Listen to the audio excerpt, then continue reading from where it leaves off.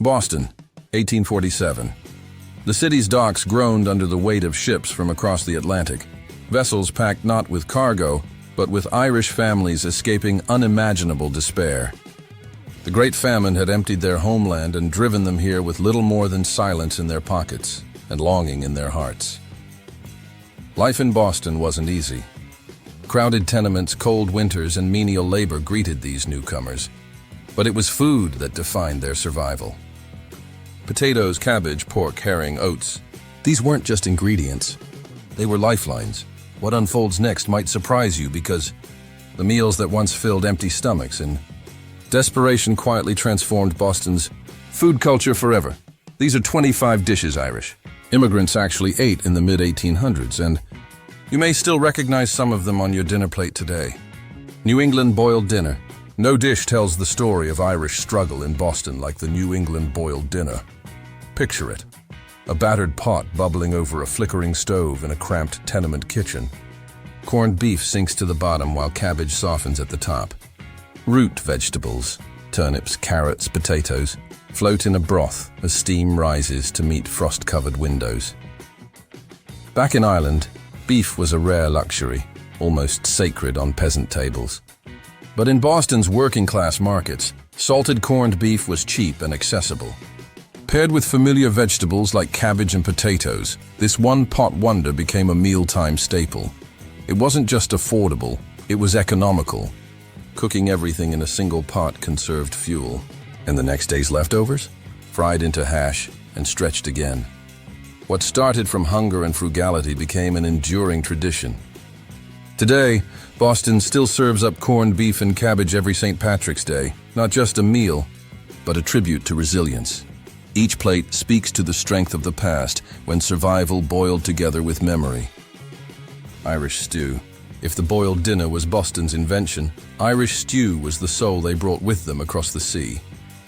In South Boston's closest quarters, you'd find entire families gathered around a steaming pot. Mutton, when possible, or scraps of beef, onions, carrots, and a mountain of potatoes simmered until it dissolved into a thick, rich stew. You didn't need much meat. A little went a long way when hunger was constant and bodies were tired. In Ireland, stew meant lamb. In Boston, it meant improvisation. Butcher's scraps and rejected cuts became treasures. As always, potatoes and onions were the constant, cheap, filling, and familiar. Over time, the recipe blurred between Irish memory and Boston necessity. The stew wasn't about elegance. It was about warmth, quantity, and comfort. Each bowl told a story of flight, change, and identity, and for generations since, a ladle of Irish stew still tastes like home. It's a dish that boiled in memory, flavored by grit and poured out strength. Bacon and cabbage with boiled potatoes. Sunday dinners in Irish households didn't usually come with silverware or ceremony, but in Boston's immigrant neighborhoods, bacon and cabbage meant respect, warmth, and a little piece of home. It wasn't the crispy breakfast bacon Americans think of. This was fatty salted pork, boiled gently until tender, then sliced and served beside heaps of cabbage and a mound of plain, steaming potatoes. Back home, this dish graced many modest Irish farmhouse tables. In Boston, it carried the same emotional weight: home, family, dignity. Cooking it all in one pot wasn't just tradition, it was necessity. The broth left behind could fuel soup the next day. Nothing got thrown away. What began as peasant fare eventually rose to cultural prominence. Today, bacon and cabbage is more than meat and veg. It's a symbol. A reminder that even when the world forgot them, Irish families preserved pride through tradition. And in Boston kitchens, that pride still simmers. Salted pork with cabbage and turnips. When money was thin, which it often was, salted pork with cabbage and turnips kept many Irish bellies full on Boston's toughest nights. Salted pork, sold by the barrel at waterfront markets, was one of the cheapest proteins available. Usually fatty, rough, or full of gristle, it didn't matter.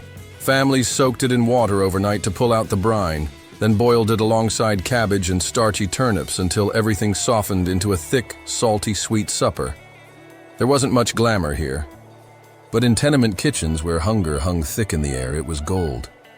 The turnips brought bulk, the cabbage nourishment. and the pork trimmed in just enough flavor to turn hardship into a hearty meal. For children who'd fled famine and cried from hunger, this stew brought silence, comfort, enough. The scent of salted pork and cabbage curled through South Boston's alleyways like a lullaby, proof that even the humblest ingredients could create a version of home, and for many that was everything. Barley soup with onions, carrots, and potatoes. Some nights there was no meat, no bacon, no pork, just a pot of barley soup, bubbling gently with onions, carrots, and potatoes. Barley long served as a working man's grain in Ireland, cheap, filling, and adaptable. In Boston, it kept its place as the food you turned to when pennies were too precious to spare. Families boiled barley with chopped vegetables, whatever was around, and crafted something that felt like a meal, even if it wasn't. It didn't need beef or broth to carry flavor. The barley gave the soup thickness, the vegetables gave it life. Mothers could serve bowls to 6 children and send every one of them to sleep warm and fed. This wasn't cuisine. It was a quiet survival song. Nutritious, simple, and endlessly stretching. And more than anything, it was proof. When all else failed, even the smallest pot could bring protection, nourishment, and a shared sense of hope. Oatmeal porridge with water or milk. There was always room for oatmeal porridge, not because it was desired, but because it was dependable. Irish families in Boston turned to oats for breakfast, dinner, sometimes both. A pot of oats boiled in water, or on lucky days, thinned with milk. It was the kind of meal that didn't need extras. It just needed patience, and maybe a quiet prayer. Sugar, cream, or butter were rare luxuries. More often it was just warm oats, ladled plain into bowls. And yet it filled empty stomachs and gave dock workers, servants, and factory children the strength to face freezing mornings and impossibly long days. In Ireland, oats had nourished generations of farmers. In Boston, the same grain became a ritual of perseverance. It may have been mockingly labeled poor man's food, but for the Irish, it was perseverance in a pan. Spoon by spoon, it sustained not only the body, but the will to go on. Irish soda bread with butter. Irish soda bread was more than bread. It was an anchor. In overcrowded Boston kitchens, the smell of soda bread rising from a makeshift stove meant something lasting in a world that often crumbled. Made with flour, baking soda, salt, and buttermilk, it skipped yeast, saving both time and cost. Crusty on the outside, soft and chewy within, it hit tables day after day. Thick sliced and, if they had it, topped with a sliver of butter. In Ireland, soda bread wasn't a delicacy. It was a survival tool, quick, reliable, and able to stretch a meal well past its ingredients. Boston's Irish mothers kept the practice alive, fueling hungry children and restoring a sense of order through routine. For homesick hearts, a warm loaf of soda bread meant the difference between despair and stability. Today it's celebrated. Back then, it was necessity molded by hands that refused to yield. Each bite carries the weight of perseverance and of home. Boiled salt cod with potatoes and onions. For Irish immigrants in Boston, salt cod was one of the few consistent blessings from the sea. Cheap, shelf-stable, and oddly comforting in its salt-soaked simplicity. Stacked in slabs that harbor fish stalls, salt cod made its way onto many dinner tables, especially on Fridays when Catholic households avoided meat. Most families couldn't afford fresh fish, but heavily cured cod was accessible. With enough soaking and boiling, it could be transformed. Once soft, it was simmered with potatoes and sliced onions, a thick, salty, humble stew that wrapped around the ribs and warmed the belly. Back in Ireland, fish played a key role in coastal kitchens. In Boston, that tradition adapted. Ships from the North Atlantic delivered tons of salt cod to the docks, turning it into an unlikely lifeline for the poor. It wasn't indulgent, but it was nourishing. It didn't shine, but it sustained. And for many, it was proof that even in a new world, the ocean still remembered them. Pan-fried potatoes and onions with fat or bacon bits. If there was ever a dish that demonstrated Irish ingenuity in America, it was a skillet of pan-fried potatoes and onions, sizzled in fat and topped with crisp, smoky bits of bacon, if any was left. Leftover boiled potatoes never went to waste. Sliced thin and browned in a hot pan with onions and rendered fat, they became a whole new meal risen from scraps. Some called it frugality. Many simply called it dinner. In Boston's crowded flats, the sound of onions hissing in iron pans carried through hallways. The scent of smoky drippings turned tight, shared spaces into welcoming homes. In Ireland, the potato had been life until the famine turned it to loss. But in Boston, frying brought it back. It was warmth and flavor, not luxury, but joy reborn in a skillet. This wasn't a recipe taught with pride. It was learned in hardship. And yet, it stayed, not for its richness, but for the comfort it still brings. Vegetable pottage with peas, turnips and onions. Vegetable pottage may not sound grand, but to Irish families huddled in Boston's tenements, it was a lifeline in a pot. Into each battered kettle went whatever scraps were on hand. Handfuls of dried peas, chopped onions, soft turnips, an aging potato, maybe a worn carrot. Slowly simmered till thick and earthy, it was a dish born of cleverness and community. In Ireland, pottage had filled bowls for centuries, a cornerstone of peasant nourishment. Immigrants brought its legacy to Boston, adjusting ingredients but never abandoning its soul. It was endlessly adaptable and forgiving, ready to stretch over multiple meals with a splash of water or a chunk of stale bread. It wasn't food for showing off. It was food for staying alive, with dignity, even when meat was a distant hope. Boston's Irish poured fellowship into every pot, because sometimes the most powerful thing you can place on a table is the promise that no one will go to bed hungry. Colcannon, creamy, green-flecked, and rich with memory. Colcannon brought the taste of Ireland right into the heart of Boston. At its root, it was simplicity, mashed potatoes blended with soft-boiled cabbage, or kale. If the markets were out, then finished with a knob of butter curling into golden pools. For weary Irish families, this was the ultimate comfort food. Colcannon had long held a special place in Irish cottages. And in Boston, it became a link to the life they'd left behind, specifically the good parts before the famine. A dish of survival, yes, but more than that, a dish of joy. Children eagerly swirled the butter into steaming potatoes, scooping mouthfuls of creamy, savory warmth. It might have been made from scraps, but it tasted like plenty. Passed from kitchen to kitchen and generation to generation, Colcannon endured. Not just because it was inexpensive, but because it preserved something deeper than calories, something sacred. Memory, served hot. Boiled ham and root vegetables. On rare weeks when extra pay was earned or small savings scraped together, boiled ham with root vegetables marked something special. A cured ham hock or shank simmered slowly in a deep pot, its saltiness mellowed into rich broth. Around it, chunks of carrots, parsnips, rutabagas and potatoes soaked up the flavor, turning a single piece of meat into an entire meal for a bustling household. In Ireland, cured pork had long been the commoner's meat, preserved to last through lean winters. In Boston, that tradition kept going. Ham remained far more affordable than fresh beef and gave Sunday dinners warmth and celebration. This wasn't extravagance, it was reward. A moment of mild indulgence in a harsh week's routine. The scent of ham and sweet roots wafting through a tenement kitchen said more than "we're eating." It said, "We've made it, if only for today." In a world of daily struggle, it became something to gather around, together. Boiled oats, steel-cut oats with milk or water. If there was one dish that never disappeared from the Irish table, whether in a cottage in Donegal or a cramped tenement in Boston, it was boiled oats. Steel-cut oats simmered slowly, spooned plain into bowls that lined up around a kitchen table.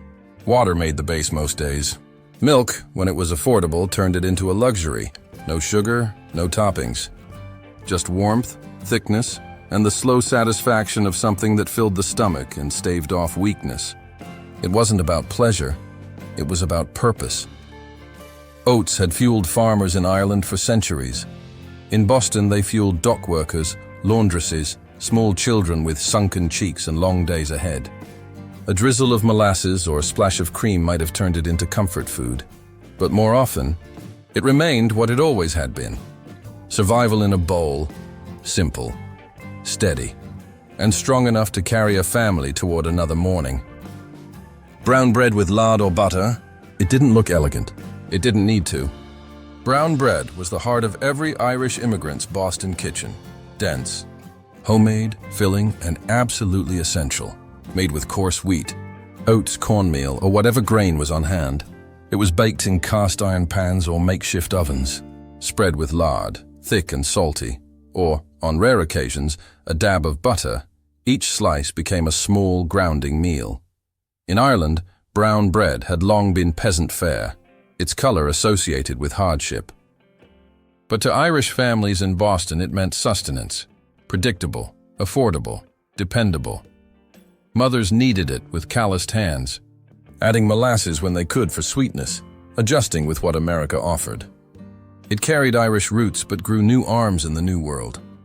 Today you'll find versions of it in bakeries, reinvented as heritage. But in the past, every bite held strength, endurance, and a quiet defiance. We may be poor, but we will never go hungry. Fish chowder. Fish chowder wasn't just a meal. It was where Irish tradition met Boston's maritime soul. With cod and haddock abundant along New England's coast, this became a natural choice for families scraping by. Chunks of fish were simmered with potatoes, onions, and when fortune allowed, milk. It was seafood stripped of fancy, molded into survival, with the pulse of the Atlantic behind every bowl. In Ireland's coastal towns, fish stews were common. In Boston, the Irish made chowder their own. Pots often sat on stoves all day, refilled as families and neighbors came by, ladling comfort in the form of hot, briny broth. This wasn't a delicacy, it was ritual. From immigrant homes to boarding houses, chowder was something that could be stretched, shared, and passed around. Even today, it holds its place. It speaks of the ocean, of community, of making do, and of shaping something lasting from something small. Corned beef hash. Corned beef hash wasn't invented in a restaurant. It was born beside a waning fire, in the pan that held yesterday's dreams. After a boiled dinner, the Irish in Boston didn't discard. No, they transformed. Chopped bits of corned beef, mashed potatoes, and slivers of onion were fried into crisp-edged patties or stirred into bubbling skillets. From leftovers sprang a brand new meal, one hearty enough to carry a worker through hours on the docks, or a mother down another day of housework and worry. Hash wasn't joyful, but it was ingenious.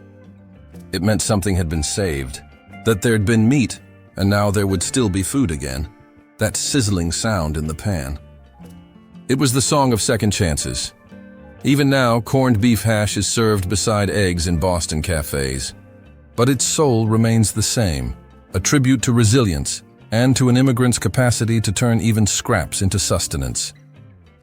Meat and vegetable hash or stew, nothing matched. Nothing needed to. In Boston's Irish homes, meat and vegetable stew often meant one thing, a pot full of hope, built from whatever remained, bits of salted meat or fat-trimmed bones. A cabbage leaf, a quartered turnip, stray potato ends, all boiled slowly, transformed by hunger and seasoned with gratitude. In Irish kitchens back home, stew had been the base of survival. In the New World, that tradition endured, now shaped by what scraps were available in dockside markets or butcher barrels. The stew didn't promise flavor. It promised fullness. When the table offered no luxuries, a hot bowl gave warmth, and warmth gave comfort. Shared among siblings, tight-lipped fathers, and tired mothers, it became more than a dish. It became communion. These bubbling pots were not marked by spice, but by spirit, and in each strained ladle there lived something bold, the belief that there will be enough, no matter what. Potato pancake or griddle cakes. In a Boston Irish kitchen, nothing had more potential than leftover potatoes, especially in the form of a sizzling, golden griddle cake. Known in Ireland as boxty, these potato pancakes were born from necessity. Mashed potatoes met flour, sometimes an egg if one was left, and were pressed flat onto a warm skillet. They browned and bubbled, crisp at the edges, soft in the middle. They were fast. They were clever. And most importantly, they fed everyone. Butter or lard, when used, gave them richness. But even plain, they stood out as a favorite, especially for children. Compared to porridge or washed-out soups, griddle cakes brought a rare sense of delight. They were more than a way to reuse scraps. They were reassurance. A familiar taste, a pleasant texture, a rare treat tucked into an ordinary night. Biting into one wasn't just eating, it was remembering where you came from, and that even leftovers could still feel like love. Turnip and cabbage stew with salt pork bits. Not every stew came with meat, but when it did, even just a few slivers. Irish families knew how to make them shine. Turnip and cabbage stew, flavored with scraps of salty pork rind or trimmings, was one such dish. Every piece mattered. The pork was never plentiful. It might have been fatback, or the tip of a ham bone. Yet when boiled with cabbage and hearty turnips, it released a smoky richness that transformed everything. In Ireland, turnips and cabbage had long been fallback staples, resilient in poor soil and reliable through seasons of hunger. In Boston, those same vegetables filled barrows from local vendors and found their way into iron pots. This kind of stew wasn't flashy. It was honest. It taught a lesson in gratitude, that from the humblest pile of ingredients, warmth could rise. In tenement kitchens where hope sometimes flickered, this stew kept it burning. Bowl by simple, steaming bowl. Stewed carrots and parsnips with onions. When meat was out of reach, and it often was, many Irish homes survived on the strength of root vegetables. One of the most beloved ways to prepare them? A simple stew of carrots, parsnips, and onions. No broth required. Just water, fire, and thyme, over slow heat. Parsnips softened to sweetness. Carrots lent color and substance. And onions provided that gentle foundation of flavor that made a plain bowl feel generous. This stew wasn't flashy or fast. It didn't need to be. It was intentional, designed to stretch, to soothe, to satisfy growing children and weary laborers in the dead of Boston winter. In Ireland, this trio of vegetables had long been the foundation of peasant meals. In Boston, they once again carried the burden of nourishment, and did so with quiet, unwavering service. It wasn't rich, but every bowl whispered the same thing. We still have enough. Boiled root vegetables with meat broth. Sometimes, meat never reached the plate, but its memory did, in the form of an old, saved broth used to boil root vegetables into something deeply flavored and quietly filling. Carrots, rutabagas, and turnips soaked up every drop of life from the leftover liquid of a ham bone or salted beef. While meat was too precious to serve daily, the thickened essence it left behind let vegetables shine like a feast. Markets around Boston sold produce cheap when bought in bulk, so mothers filled their sacks and stewed their finds, always with the plan to stretch. Always with the instinct to serve. This dish reflected the immigrant reality clearly. Meat was a dream, but flavor, thanks to resourcefulness, was still within reach. And so, kids sat at crowded tables loaded with steaming roots, sopping up every last drop with soda bread, grateful for flavor, however faint. It wasn't lush, but it was love, with broth as its messenger. Grits or cornmeal mush? Back in Ireland, cornmeal was foreign, but in Boston, it quickly became familiar. Grits, known in the north as cornmeal mush, offered something rare, affordability with staying power. The Irish, always quick to adapt, when needed, learned from their New England neighbors that cornmeal boiled into soft porridge could stretch longer and feed more mouths than oatmeal alone. Instructions were minimal. Stir cornmeal into boiling water until it thickened. Serve hot. Repeat as needed. On lucky days, maybe a drizzle of molasses added contrast. On rare ones, scraps of pork or milk gave richness. More often, it was just plain mush, reliable and bland. But it filled the stomach. It carried kids through school. It steadied hands before long shifts at the docks. And over time, what began as an unfamiliar food became something generational. Proof that hunger transforms strangers into survivors.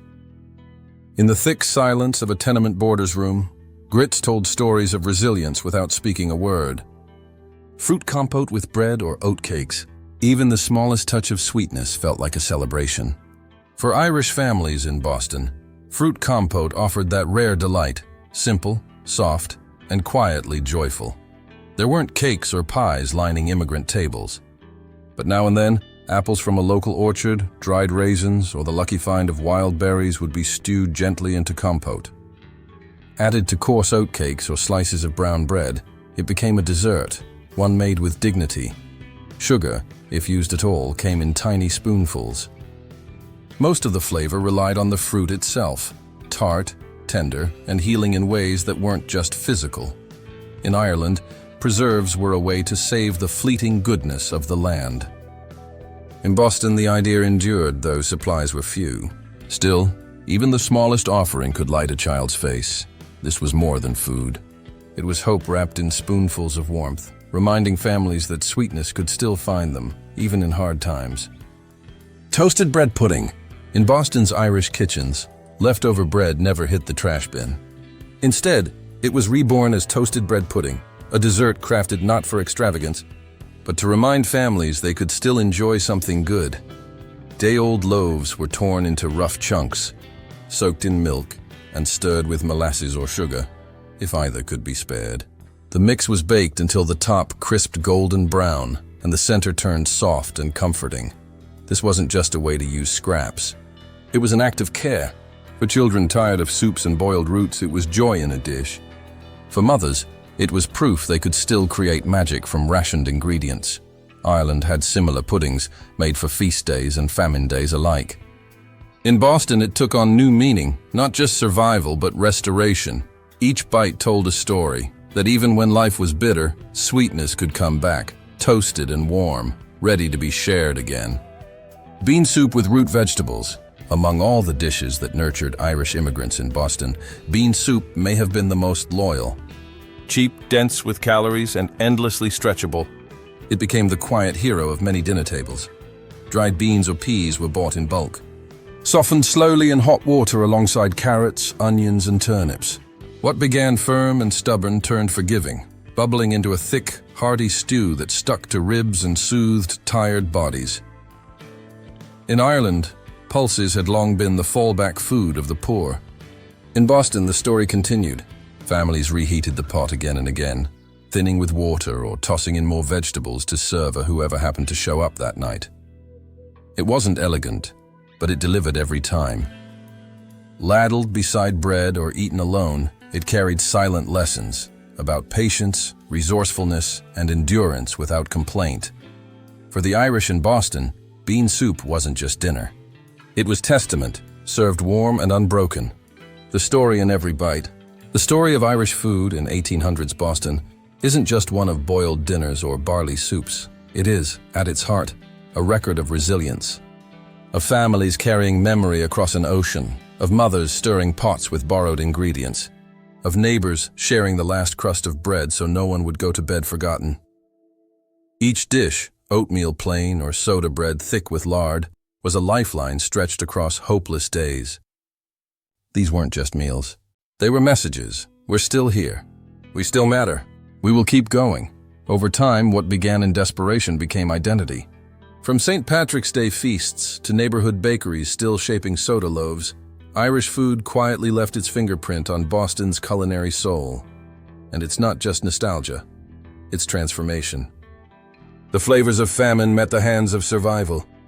Together, they formed a cuisine built not out of luxury, but out of love. A legacy of stretching what was scarce and finding meaning in every morsel. So the next time you taste corned beef, brown bread, or chowder, listen closely. You might just hear the past whispering, "We endured." And through food, we'll be remembered.